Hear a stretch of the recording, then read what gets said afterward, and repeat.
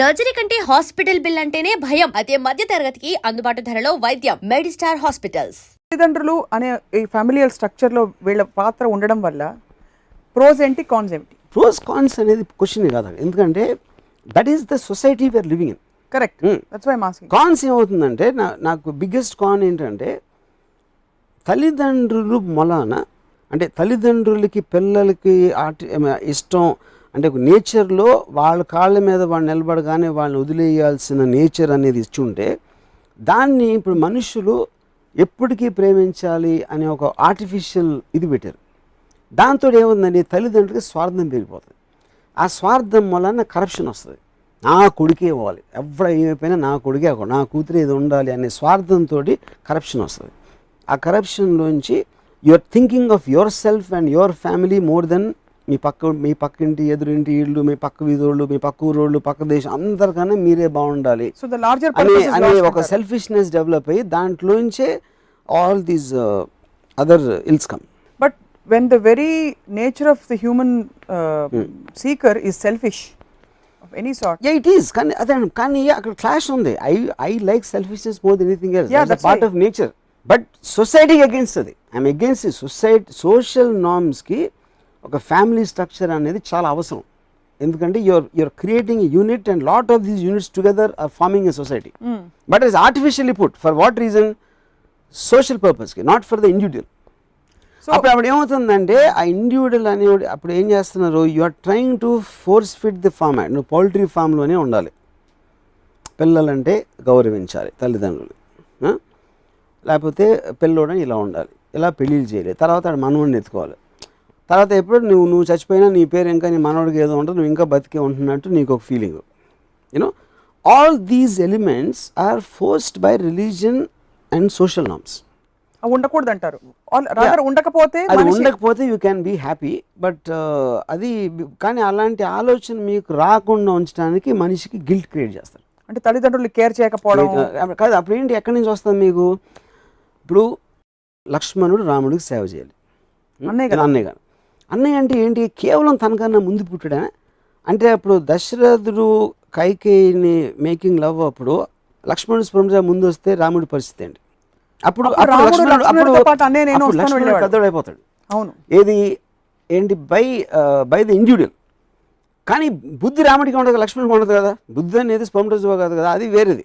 ఎందుకంటే చాలాసార్లు మీకు ఇంట్లో తమ్ముడికి ఎక్కువ తెలివి ఉంటుంది, తమ్ముడు మంచోడు అవుతాడు, అన్నయ్య ఎదవ అవుతాడు. అలాంటప్పుడు కేవలం పెద్దోడు కాబట్టి ఎదవని అయినా గౌరవించాలా? ప్రతి ఇంట్లోని మంచోళ్ళు ఉంటారు, చెడ్డోళ్ళు ఉంటారు, పనికిరాని దద్దమ్మలు ఉంటారు, బాగా పనిచేసి ఉంటారు, అలాంటి రకరకాల వాళ్ళు ఉంటారు ఇంట్లో. కానీ కేవలం తల్లి, తండ్రి, అన్నయ్య, తమ్ముడు ఇలాంటి పేర్లు ఉన్నాయి కాబట్టి మనం అక్కడ బుక్ రాసేసి ఒక ఫార్మాట్లో పెట్టేశారు, అది రామాయణం అలాంటి వాటిలో. But in reality it doesn't work లేదు. సో రియాలిటీలో ఏం జరుగుతుందంటే మనిషి బాగా లోపల తిట్టుకుంటూ అయినా సరే పైనకి అన్నయ్య కదా పెద్దనే చెప్పినట్టు మనం వినాలి. లేకపోతే అమ్మ వాళ్ళని నేను చూసుకోకపోతే సొసైటీలో మళ్ళీ నన్ను వేలెత్తి చూపిస్తారు, కాబట్టి చచ్చినట్టు నేను చూసుకోవాలి. అది ఆబ్లిగేషన్స్ అండ్ మీకుగా మీరు చేయాలంటే that's what I was telling. మీ ఆనందం ఉంటే అది మీ ఆనందం. మీకు నిజంగా గౌరవం ఉండి ఒక మనిషి మీద, అది తల్లి అవ్వచ్చు, తండ్రి అవ్వచ్చు, పక్కింటోడు తల్లి అవ్వచ్చు, పక్కింటోడు తండ్రి అవ్వచ్చు, లేకపోతే రోడ్డు పోయేడు అవ్వచ్చు. కానీ ఆబ్లిగేషన్ మీద ఇది చెయ్యాలి కాబట్టి అని ఒక ఆర్టిఫిషియల్గా వెళ్ళి దండం పెట్టేసి మాతృదేవోభవ, పితృదేవోభవ అంటే that is all non sense. And Shiva పాటలో తేజ గారి పాట చాలా ఉందని నిజమేనా? పార్ట్ మీన్స్ అదే కొంచెం ఒకసారి మీటింగ్లో తేజను నా తర్వాత శివాకి వరకైనా పేరు రావాలంటే తేజకి కూడా చెప్పారంట, నిజమేనా?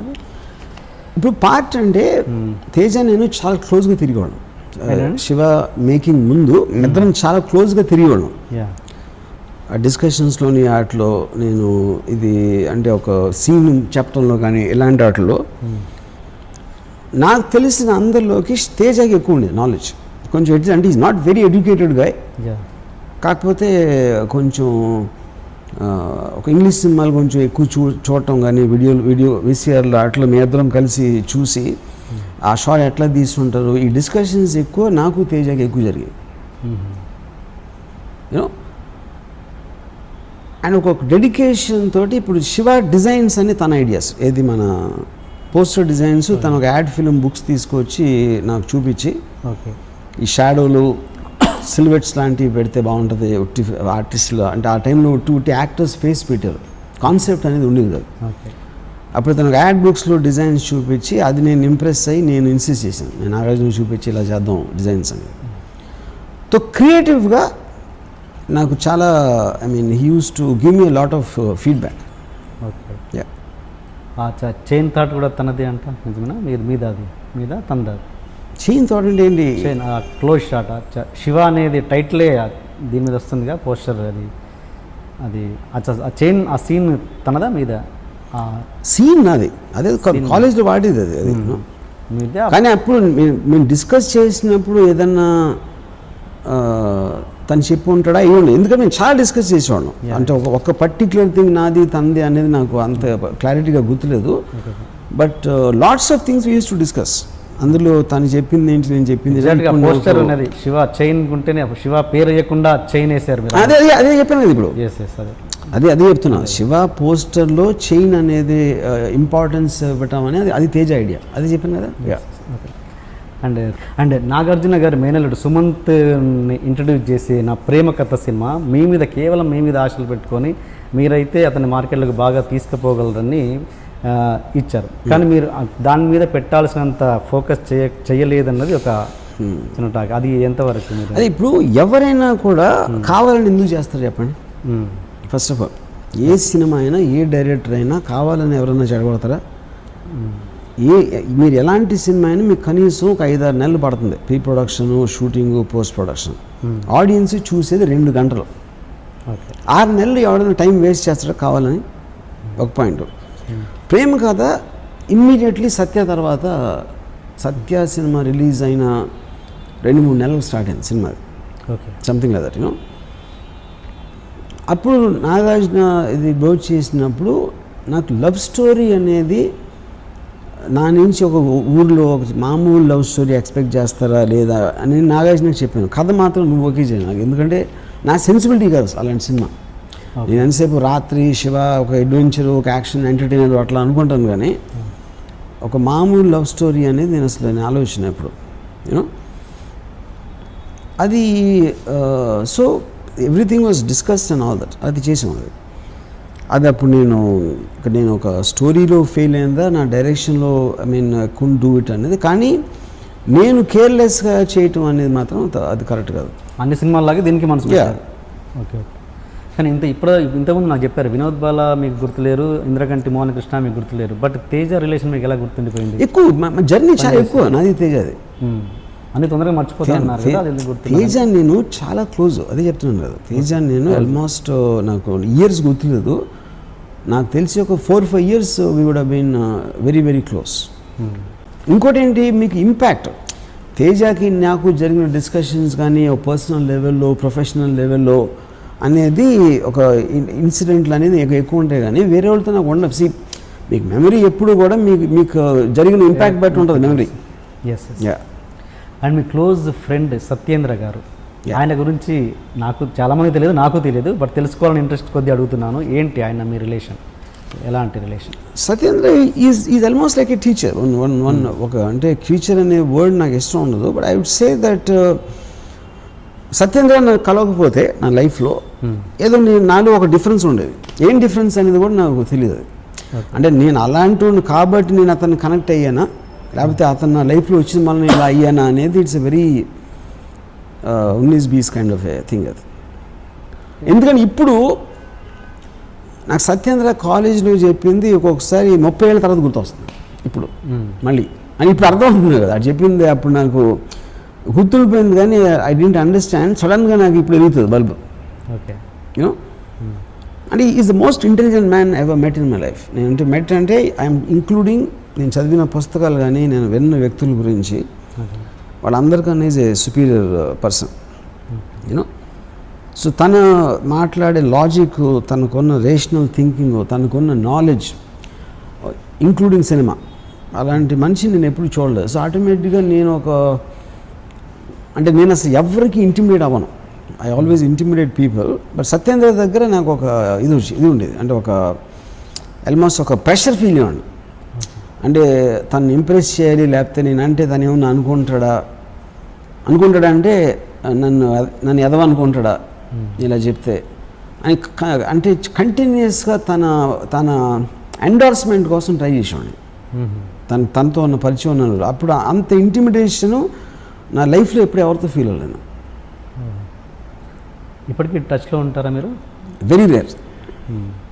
ఎక్కడండి ఇప్పుడు ఆయన ఉండేది? ఇక్కడ ఆయన ఇప్పుడు విజయవాడలో ఈజ్ ఇంజనీరింగ్ కాలేజ్లో ప్రొఫెసర్. అంతా మీకు ఇంపాక్ట్ క్రియేట్ చేసిన రిలేషన్లో మీకు గుర్తున్న ఇన్సిడెంట్స్ చెప్పండి ఏదైనా మీకు ఆయనకు మధ్య జరిగింది. అంత ఇంపాక్ట్ క్రియేట్ చేసి అంటే రామ్ గోపాల్ వర్మ గారికి ఇంపాక్ట్ వచ్చిందంటే అది మామూలు విషయం కాదుగా, అదేంటి అని.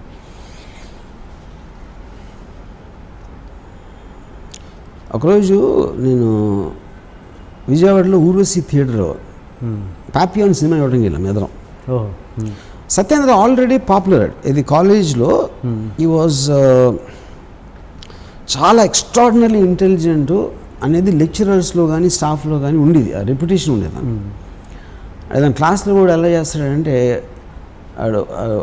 టూత్పేస్ట్ జైలు పెట్టిన వచ్చాడు. అంటే టూత్పేస్ట్ కదా, టూత్ బ్రష్. అంటే పళ్ళు తోముకుని ఆ బ్రష్లో పెట్టుకుని హవాయి చెప్పు వేసుకుని వస్తున్నాడు కాలేజ్కి.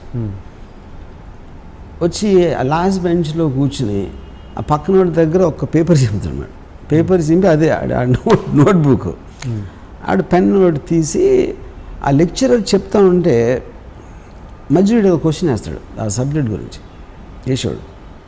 ఆ లెక్చరర్ టెన్షన్ వచ్చేసి అసలు వాళ్ళకి యూనో క్లాస్ మధ్యలో ఒకసారి లీగ్స్ వెళ్ళిపోతున్నాడు. ఏంటి ఎక్కడికి వెళ్తున్నావు అంటే నేను చెప్పేది అర్థమైపోయిందని వెళ్ళిపోయాడు. అండ్ ఇప్పుడు వీళ్ళందరికీ నువ్వు అర్థం చేసి చెప్పి ఆ టైం నేను వేస్ట్ చేయనని చెప్పి వెళ్ళిపోయాడు. ఇలాంటి ఇన్సిడెంట్లు చాలా జరిగింది సత్యేంద్రతో. ఒకరోజు ఊర్వశి థియేటర్లో పాపియాన్ అని సినిమా ఇవ్వడం వెళ్ళాం. అంటే ఈ ఇంటర్వెల్లో ప్రిన్సిపల్ గారు కలిసారు, కాలేజ్ ప్రిన్సిపల్. ఇంటర్వెల్లో కాలేజ్ ప్రిన్సిపల్ ఆయన కూడా వచ్చి సినిమా ఇవ్వడానికి మా కాలేజ్ ప్రిన్సిపల్. అప్పుడు మా ఎగ్జామ్స్ జరుగుతున్నాయి. ఏంటి ఎగ్జామ్స్ పెట్టుకుని ఏంటి ఎక్కడ ఎలా వచ్చారో అని అడిగారు. అంటే అది సత్యేంద్ర తెలుసు ఆయనకి because of his reputation and all that. And Satyendra side కాలేజ్లో మీ కాలేజ్ చదువులు కన్నా దీంట్లో నేర్చుకోవాల్సింది ఎక్కువ నేను 7వ వస్తున్నా. నాకేం అనిపించలేదే అంత ఇందులో అన్నారు. మీకు అనిపించిందేదో నాకు అనిపించింది. సో ఆ కనిపించింది మీకు ఏదో కనిపించినప్పుడు 7 సార్లు చూడాల్సిన అవసరం ఏంటన్నా నా principle. Why do fuck your wife everyday అన్నాడు. So the point is and you will say it with such intensity మీకు ఇంటిమిడేట్ అయిపోతుంది. You won't even take it as an offence. You know అంటే ఈడు సత్యేంద్ర టైంలో నాకు తెలిసి ఒక 20 years ఉంటాడు ఏజ్, మేబీ 19. అండ్ మా ప్రిన్సిపల్ గారికి ఒక 50 ఏళ్ళు ఉంటాయి. ఇంకొక స్టూడెంట్ నేను తెలియదు ఆయనకి, మా ప్రిన్సిపల్ గారికి. నేనేదో సత్యేంద్ర ఫ్రెండ్ పక్కన I'm just hanger on. Why do fuck your wife every day అని అడిగి చూస్తున్నాడు మహా. ఆయన అలా వెళ్ళిపోయారు తిరిగి. తర్వాత 5-6 years అయిన తర్వాత ఆయన రిటైర్ అయిపోయి 10 years తర్వాత నేను మరువలేని ఒక విద్యార్థి అని సత్యేంద్ర మీద ఒక వ్యాసం రాశారు ఆయన, ఒక బుక్ కోసం. అంత ట్రెమెండస్ ఇంపాక్ట్ క్రియేట్ చేశాడు తను. సో అలాగే నాకు ఎంత ఇన్ఫ్లుయెన్స్ ఉందంటే సత్యేంద్ర నుంచి నేను ఒక్కొక్కసారి నేను ఫ్రెండ్స్తోనో లేకపోతే ఎవరితో కూర్చుని మేబీ ఒక 9:30కి స్టార్ట్ చేసి 3:30 వరకు మాట్లాడింది సత్యేంద్ర గురించి. తనకి నాకు ఉన్న అనుభవాలు కానీ తనకున్న అంటే ఇప్పుడు ఏంటి తన ఏజ్ ఆఫ్ అంటే నాకు 2 years జూనియర్ అతను. నేను ఇంజనీరింగ్ కాలేజ్ 3rd yearలో ఉన్నప్పుడు తను ఫస్ట్ ఇయర్ జాయిన్ అయ్యాడు. అంటే నాకు తెలిసి మ్యాక్సిమం 17-18 ఉంటుంది ఏజ్ అప్పుడు సత్యేంద్ర. 17-18 ఏజ్లో already Friedrich Nietzsche, Ayn Rand, Arthur Schopenhauer, Descartes మొత్తం బుక్స్ అని చదివేశాడు. ఇంగ్లీష్ నాలెడ్జ్ తనకి ఆ టైంలో ఉన్నది ఇన్ని సంవత్సరాల తర్వాత నేను ఇంతవరకు ఎవరిని చూడలేదు. చాలామంది నా ఇంగ్లీష్ గొప్పగా అనుకుంటారు. నేను సత్యేంద్ర ఉండి ఇంగ్లీష్ మాట్లాడలేను, నాకు భయం వేస్తుంది. అర్థం మాట్లాడటం. ఎందుకంటే నాకు తెలుసు కాబట్టి నా నాలెడ్జ్ కొన్న లిమిటేషన్. సో వైజాగ్ నుంచి వచ్చినోడు 1983లో అసలు అంత నాలెడ్జ్ ఎలాగ పాసిబుల్ అనేది నాకు బిగ్గెస్ట్ మిస్టరీ అది అంతవరకు. కానీ నేను అప్డేట్ అయింది మాత్రం సత్యేంద్ర మోహన్. నేను అసలు ఫస్ట్ టైం ఫిలాసఫీ బుక్ చదివింది సత్యేంద్ర మోహన్. ఫిలాసఫీ అన్న మాట వినింది సత్యేంద్ర మోహన్. ఓకే. ఈ క్రాస్ క్వశ్చనింగ్ లేకపోతే అనలిటికల్ వే ఆఫ్ థింకింగ్ అనేది ఫస్ట్ నాకు అర్థమైంది Satyendra Mohan. So that impact is tremendously there on. అంత ఇంపాక్ట్ ఇచ్చిన మనిషికి మళ్ళీ మీరు ఎందుకు టచ్లో ఉండరు? సో తన వలన బేసిక్గా he is a guy who doesn't want to become anything in life. అంటే తనకున్న ఒక I would know how to say that. అంటే ఇప్పుడు నాకు తను చెప్పాడు ఒకసారి,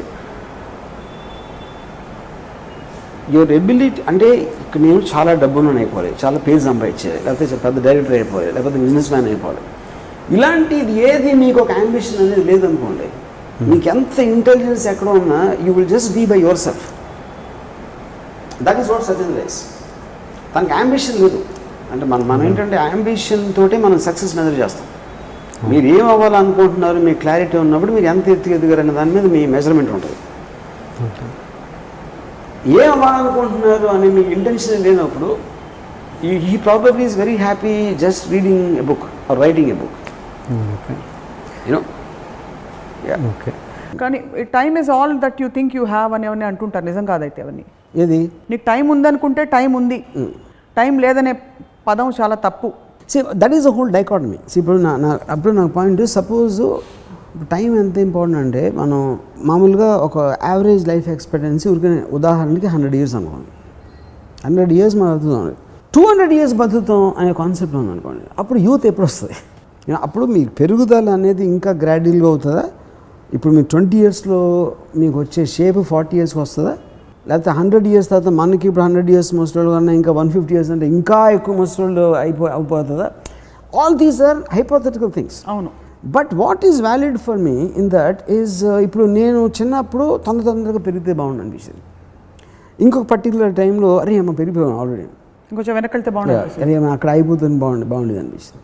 ఇంకొక ఆస్పెక్ట్లో నాకు నాకు ఓల్డ్ ఏజ్ అంటే ఎందుకు భయం అంటే ఇన్ఫర్మ్నెస్ అనేది, అంటే your body is not in your control అనే ఒక aspect, somebody has to look after you అనేది నా బిగ్గెస్ట్ ఫియర్. నాకు అది you fear time because of that. Yeah, and time is related to age. That's the whole point. See, that can come out of accident, that can come out of some handicap also. I'm not saying no to that. But మీరున్న situation అన్నీ బాగుంటే the only thing which can defeat you in life is time. మన వైపు నుంచి పూర్తిగా ఎంత కృషి చేస్తాం, ఎవరైనా మీరు ఎంత గొప్ప ఇదైనా. మహమ్మద్ అలీ కూడా ఒక terrific extraordinary boxer, but at a certain time at a certain age something else came and he died. I would differ actually మీరు చెప్తున్న దాన్ని బట్టి. Because if you actually take your physical age, it has nothing to do with the way you think, the way you live. That is what I'm saying. The point is not about that. No, point is about the physical aspect. Physical age nadu okati anukondi, physical infirmity, your body will fail you because body is related to time, mind is not related to time. But don't you believe మీకు mind age ఎప్పుడు వస్తుంది? మీరు ఒక స్టేజ్లో ఆగటం ఆపేసి if you're not with times అని అంటాం మనం. ఎందుకు? టైం అనేది ఒక అడ్వాన్స్మెంట్ ఇస్తుంది. టెక్నాలజీ కానీ థాట్ ప్రాసెస్ కానీ ఏవేదో జరిగిపోతున్నాయి, అన్నిటితో మీరు టచ్లో లేకపోతే మీకు టైంకి వెనకబడి ఉన్నారు. Is not with the present times అని మనం మాట్లాడేది ఏంటి? ఇవాళ ఉన్న కాలానికి అనుగుణంగా మీరు లేరంటే మీరు మెంటల్ ఏజ్ అక్కడ అయిపోయింది. For some reason you stop thinking forward. కానీ మెంటల్ టైమింగ్కి ఫిజికల్ టైమింగ్కి డిఫరెంట్. బాడీకి దానికి కనెక్షన్ లేదు. బాడీ 60,000 years బ్యాక్ కూడా అంతే టైంలో ఉంటుంది, 2060లో కూడా అంతే టైంలో ఉంటుంది. ఫిజికల్ దానికి ఒక లిమిటేషన్ ఉంది. యావరేజ్ ఇది 100 ఏళ్ల కంటే ఎక్కువ బతకరు అంటే ఎక్కువ. Correct. So you are saying a physical limitations Yeah, so mental ga I think I'm going even more forward than I was. I feel I'm more intelligent now than I am 30 years back. That's what I have I'm more knowledge than 30 years back. Not but just that. So I am able to defeat my mental speed with the way I think. The mental time factor anedi నేను దాన్ని నాకు అందరికంటే ఎక్కువ నేను జయించేసాను. For more videos, please subscribe to iDream.